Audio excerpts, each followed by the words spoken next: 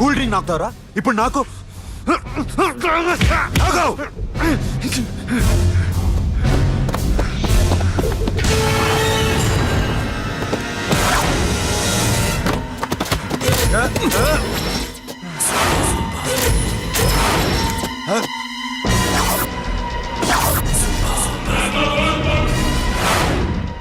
నువ్వు వీడిని కొడుతున్నావంటే వీడు నా ఫ్రెండ్. నా ఫ్రెండ్ ఎందుకురా కొడుతున్నావు?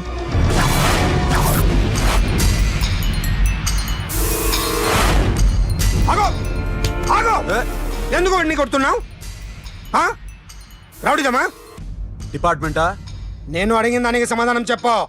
వాడు నా గర్ల్ ఫ్రెండ్ నేర్పించాడు. అందుకని కొట్టేస్తావా? వాడిని కాదు, ఇప్పుడు వీడిని కొట్టాలనుందే. ఎంతమందిని కొడుతావా? హీరోవా? మీ ఇంట్లో లేడీస్ ఉన్నారా? ఎప్పుడైనా ఎవరైనా ఏడ్పించారా? రే ఎట్రా, ఏం చేసావు? సార్ ఏం చేయలేదు. ఏంట్రా ఇది? ఇవేలాంటి రాక్షసుడియా?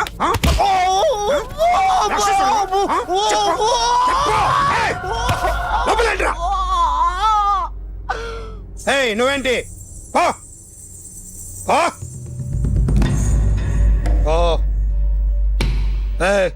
కొద్దిగా ఎక్కువగా మాట్లాడుతున్నావు. డిపార్ట్మెంట్ అని తెలుసు కూడా. కొండరా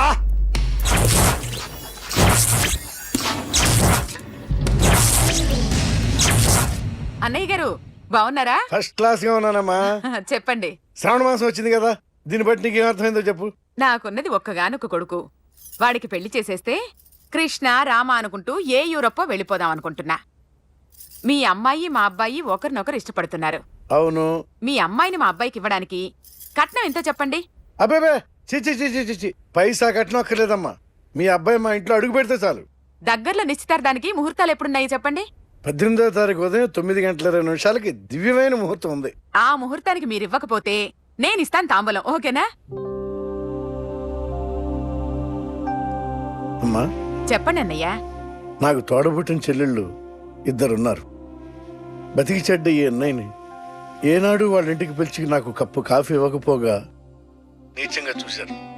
నా కూతురు కోసం నేను ఒక్క పైసా కూడా దాచలేకపోయాను. నన్ను క్షమించమ్మా. అన్నయ్య, వాళ్ళిద్దరూ బాగుంటే అంతకన్నా కావాల్సిందే ఉంది. నీ మంచితనం చూసి నా మనసులో మాట చెప్పేశాను. ఉంటానమ్మా. సరే.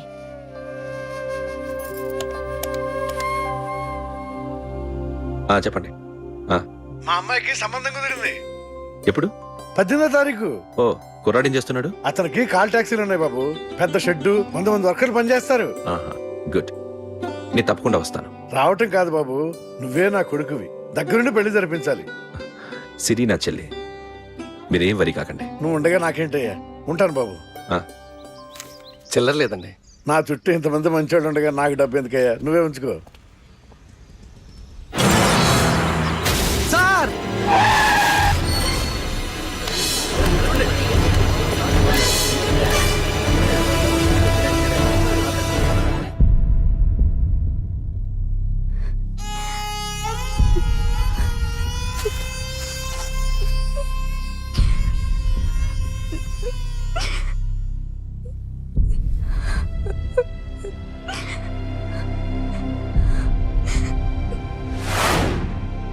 రేయ్, కార్ రెడీ చేసి పెట్టండి.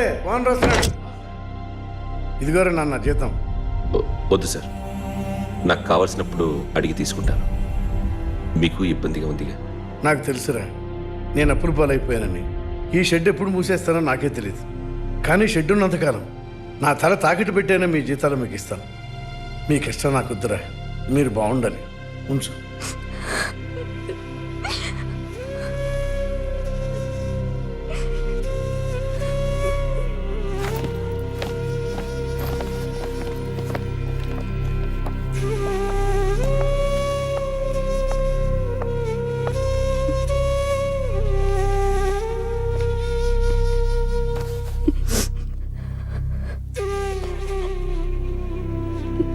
మా అమ్మ చనిపోయినప్పుడు నేను ఇలాగే ఏడ్చాను.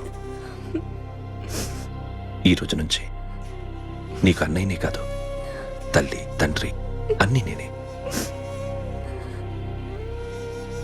నాకు ఎవరూ లేరు,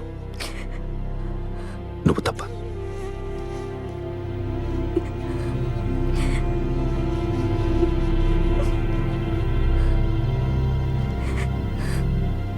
ఒక్క మాటైనా చెప్పలేదేమ్మా? ఫోన్ చేసి మీ పెళ్లి గురించే మాట్లాడారు. ఇప్పుడు ఎక్కడ ఉంటున్నావు సిరి? అన్నయ్య వాళ్ళ ఇంట్లో. ఏ అన్నయ్య?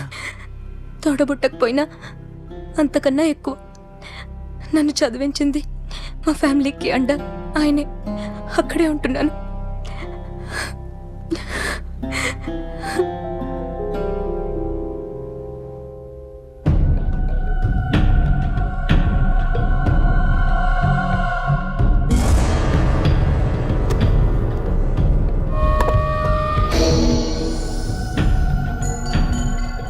ఆర్టిస్ట్ని చెప్పకూడదు sir. You should not kill artist. నా టైం బాగుండకో, కర్మకాలి ఏకులు దొరక్క నీ సంకల్లా కలిసి వస్తుంది. లేకపోతే మొదటి రోజు చిరంజీవి బొమ్మ వేసినప్పుడే చంపేసి రైట్ సైడ్ ఎవరినో ఉంటే నేను డిస్టర్బ్ అవుతాను. మీరు ఇంత టార్చర్ పెట్టడం కెనాట్. ఎంట్రా కెనాట. వీరికి రైట్ లెఫ్ట్ చుట్టూ నిచ్చండి. తీసుకో తీసుకో పెన్సిల్, తీసుకో తీసుకో పెన్సిల్. ఇవాళ సరిగా గీయకపోతే చంపేస్తా నిన్ను. సరిగా గీ. చూడు నన్ను చూడు. కాన్సంట్రేట్. చూస్తున్నా చూస్తున్నా. ఇదిగో జాగ్రత్తగా గీ. ఇదిగో చూడు. మళ్ళీ వెంకటేష్ ను గీసావంటే అయిపోయావే.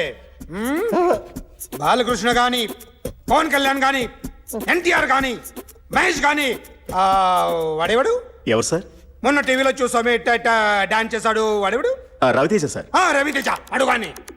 ఇలా ఎవడి బొమ్మైనా వేసావో పెన్సిల్ తో గొంతులో పొడుస్తా. అర్థమైందా? బొమ్మ సరిగా వేయడం రాదు, కానీ రోడ్డు మీద అందరి దగ్గర డబ్బులు తెప్పిస్తావు. Sir you insulting me. I'm very good artist. I can అయితే గీ. Now, just check this out. I'm gonna do something cool, something new to knock you out. I'm gonna mix it, I'm gonna fix it. Take the shot, make it అయిపోయిందా? shake it. So, you ready?